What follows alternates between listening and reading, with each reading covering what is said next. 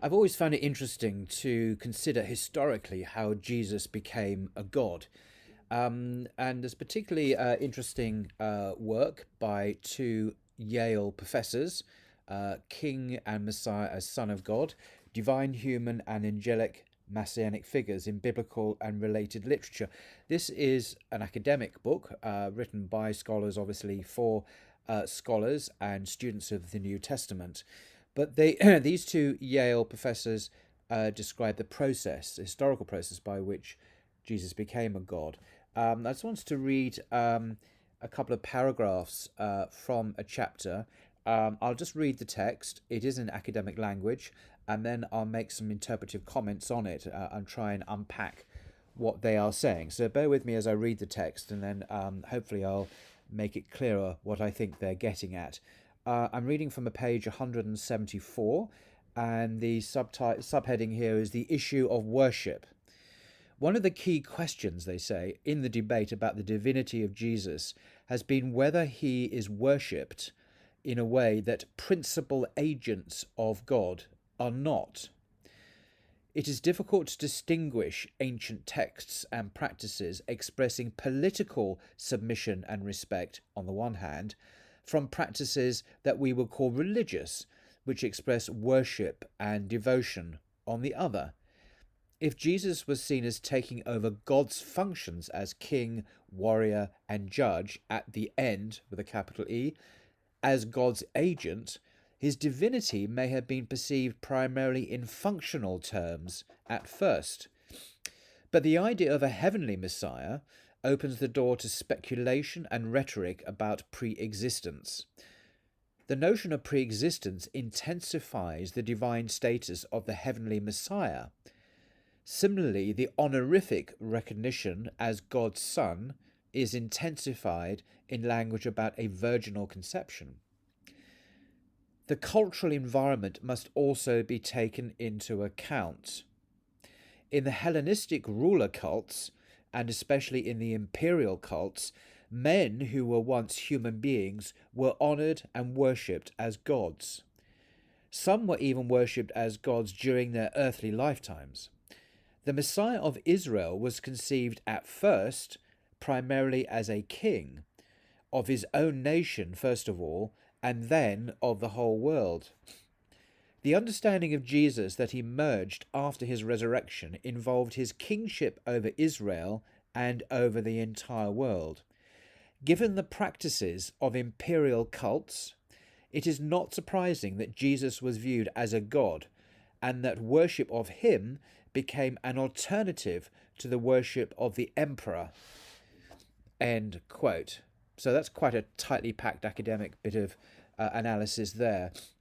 Going back to the first paragraph, one of the key questions about the divinity of Jesus has been whether he is worshipped in a way that principal agents of God are not. So in other words, is there something special about the divinity of the worship of Jesus that is unique and quite different from the way that other agents of God were worshipped in a secondary sense, not in the worship given to the one true God?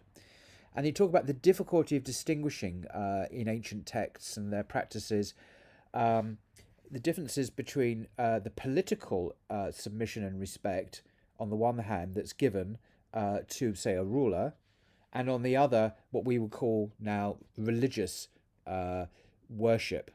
Now, there's a footnote here, and this is where it goes into the Greek. The use of the verb proskuneo, in the book of Revelation, with God and the Lamb as objects, proskuneo is sometimes translated as worship. So in the book of Revelation, God and the Lamb, meaning Jesus, are objects of worship. And then the same word is used with the community in Philadelphia, also as the object of proskuneo in chapter 3, verse 9, is a case in point, they say. So the word, the verb proskuneo, to worship, can have a political meaning, even to the community in Philadelphia in Revelation 3:9, as well as be used in a more religious sense of worship. So then they talk about how Jesus was first the king of Israel, This is after the ascension of Jesus, and then how his kingship was extended globally later on. But what I find particularly interesting in this paragraph is the penultimate paragraph. It says the cultural environment must also be taken into account when we discuss the issue of worship. Was Jesus worshipped as God? And he talks about they talk about the Hellenistic ruler cults. These are the ruler cults in the Greco-Roman world, particularly the imperial cults to do with the Roman emperor himself, where men, emperors who were once human beings, were honoured subsequently and worshipped as God. Sometimes at their death, the Senate would, in an honorific way, say that they are now divine. But some were worshipped as gods even during their own lifetimes. And they say the Messiah of Israel, Jesus, was conceived at first primarily as a king of his own nation, Israel, and then of the whole world. And they say that the understanding of Jesus that emerged in the church after his resurrection and ascension, given the practices of the imperial Roman cults, it's not surprising that as the gospel spread outside of Israel into the Greco-Roman world, mainly through the preaching of Paul, of course, and the Hellenistic Christians, that Jesus, not surprising that Jesus also came to be viewed as a god, and that worship was given to him as an alternative to the worship of the emperor. So this is how they say it's important that we look at the historical and cultural environment in the development of the worship of Jesus as a god in the first century.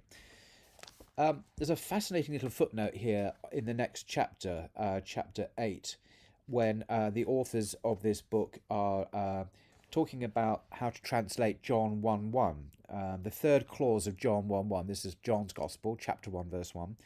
And the Word was God. In the beginning was the Word, and the Word was with God, and the Word was God, is the traditional Christian translation. They say John 1:1 may be translated either the Word was God or the Word was a God. The Word was a God. And then the footnote here talks about someone, B.A. Mastin, considers it overwhelmingly probable that John 1:1 describes the pre-existent Logos as God in a particular work. This conclusion, though, they say, however, is based on his view that Thomas's acclamation in John 20:28, where you remember where Thomas acclaims to Jesus, "My Lord and my God." Yeah, an extraordinary statement. So they say that Thomas's acclamation in 20:28 is the one verse in the New Testament which does unquestionably describe Christ as God.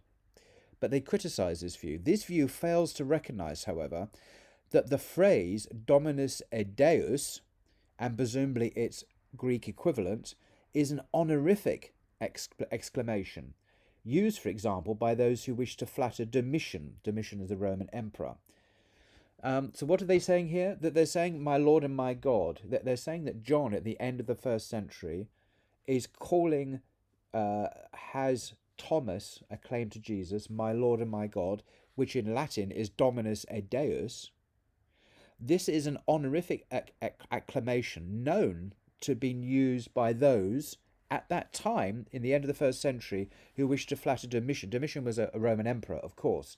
So what John is doing, he's saying, no, Jesus is the Lord and God, not the Roman emperor. So, but of course, the Roman emperor wasn't really the absolute one high God of the universe. He wasn't Yahweh. He wasn't the originator. No one thought that he was Zeus in an absolute sense. It was an honorific title.